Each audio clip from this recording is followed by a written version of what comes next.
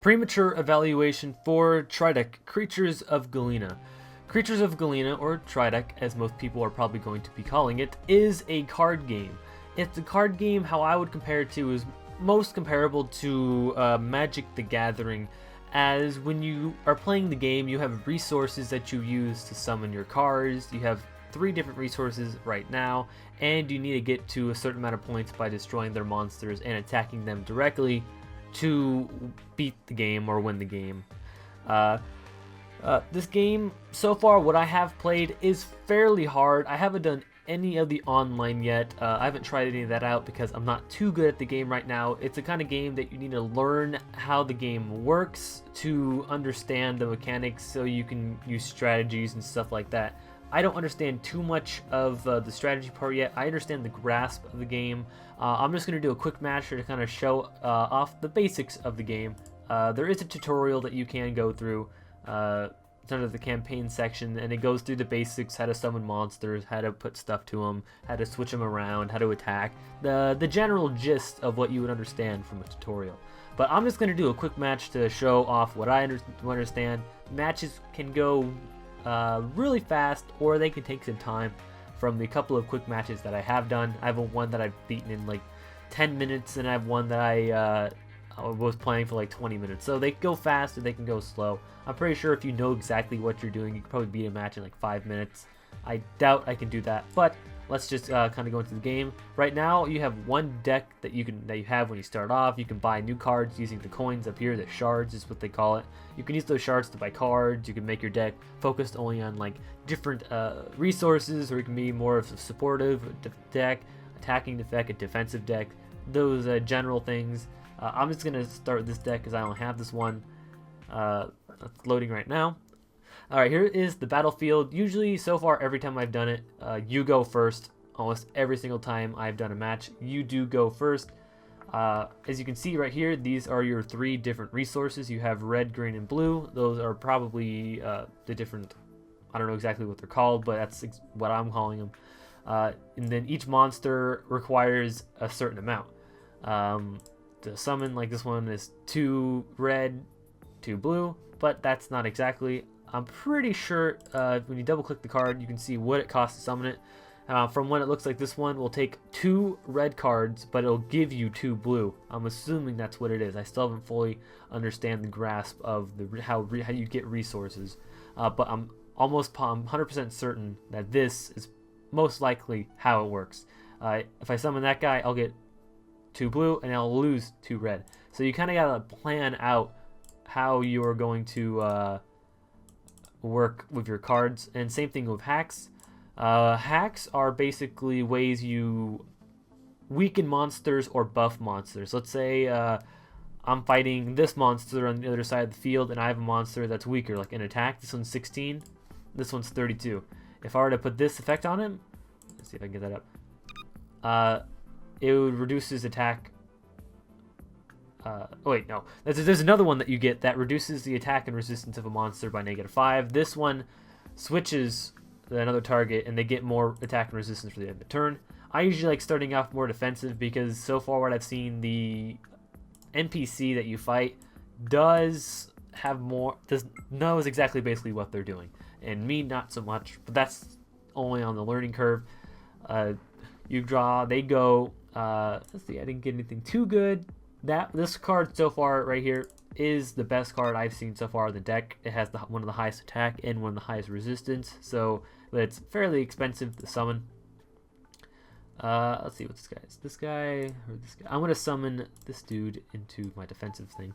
The different grids are attack and resist. When you're in the resist zone, you can't attack, but the enemy cannot attack you directly to get points. They have to attack your resist row to then get to your life, or to get some VP points. You need, I think, 30 VP points to win the game. You get them for destroying monsters and attacking directly. Although there are some effects on some cards, like this one, how it has the exclamation point, is they have specific effects. How this one, when deployed, you may select a target creature of 4 VP or more, and the attack of this card will become the same as the card chosen. So say I'm fighting high VP monster, and I'm not strong enough, I can make it so I'm just as strong, and I'm pretty sure that would kill both of us. So it's a good card to like sacrifice yourself to take out a stronger one. I can't do anything because I just put out some stuff. I'm going to end my turn. See what they do next. There is going to be a mobile version from all what I've heard, and so far, I would say this would be a fairly good mobile game. I don't know if you have a small phone. I have a fairly small phone, a small smartphone. I don't know how well it'd play out in mine, but if you had like a bigger one, like an iPhone, one of the bigger iPhones or whatnot, you'd probably have a good time. And the NPC so far, as the 4 games I've played, 2 of the times they've summoned the exact same monsters in a row. So I don't know if it's like set on what you get exactly. I can't really do much to them because I'm actually probably going to lose this fight, knowing how the NPCs are in a lot of these games. They're cheap. Other than that, this game does have a lot of potential to be good. There are some bugs, like in the tutorial phase. I got completely stuck. I couldn't click anything. I was supposed to put a hack onto one of my monsters, but I couldn't put the hack onto my monsters because I was stuck inside one of the tutorial things. And then when I got out of the tutorial bubble, I didn't have enough resources to summon what I needed to summon to continue on. So I don't know. There are still some bugs in this game, and it does seem like some cards are overpowered than others. And some of the supports, I don't know exactly what this support does, but there's one support you have it in your deck that is extremely strong. And it's not really fair, especially when the NPC can summon almost their best cards the first couple turns, and I can't really destroy them. What about this card's effect? Yes, 2 actions per turn. Also, something that I've noticed that is kind of messed up with this game is the double clicking and the clicking and dragging, because the way you look at your card is you double click it and it will show your card. But if you click and hold it, it also shows your card, but you need to click and hold it to drag it to your attack or resource thing, so it messes you up, and sometimes you can't summon your stuff, and it just gets annoying. That's something I don't really like about this game. I kind of hope that they make it so you'll have to click a specific spot on the card to open it up, like you click on the resources or down here. But other than that, it's it gets really annoying when you try to click and drag it into some stuff. So let's just drag this guy. No, drag him to the. Yeah, see right there. Drag him there. That's not the card I wanted. And also switching between the cards is really annoying. See, I didn't want to summon that guy. I want to summon the other guy. But I hope that they do change it, at least on the PC version, because right now I'm playing on the PC version, as you can probably tell. Also, this game doesn't really have many Windows sizing modes. It only has this weird portrait mode, which is it's 400 something by 600 something. It's or 600 something by 400 something. It's a really awkward window to have on a big monitor like I have myself. Other than that, this game does have good qualities to it. It's a kind of card game that if you get into, it seems like it'd be a lot of fun, especially if you have someone to play it with. If you can go against a friend or even against a random person through the online, you could probably have a lot of fun. Probably going to lose this match really hard. As I said earlier, the NPCs seems like better luck of the draw than I do most of the times. I don't have any monster comparable to them that I can summon. Each one I have is pretty bad. So I'm just gonna see if I can attack one of them. You can attack any. You have to attack the attack row, and then you can attack the resist row. And some monsters have an effect where if you try to attack them, they move back a row if there's a spot. And so there's a lot of ins and outs of this game that you need to learn if you want to play it effectively. And I need to get red cards. If I summon that guy, I'll summon that guy right there. Summon that guy right there. What does this hack do again? There are combos you can do. There we go. Negative. I think that's negative 30 and 20. So actually, I'm going to save that if I can. Next phase. No, fine, I'll do that.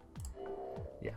There are combos you can do, but there you have to learn your cards and go through everything. So far, most of the combos I've seen are with the hacks, not so much the supports. The supports are kind of like you flip them and they destroy all hacks on the field and those kinds of things where it doesn't work out exactly how you want it to. So I will most likely lose this game. I could continue on, but I think I'm going to just end it here. And you're going to have to... what do I got to do? Let's drag that guy on there. Sure, why not?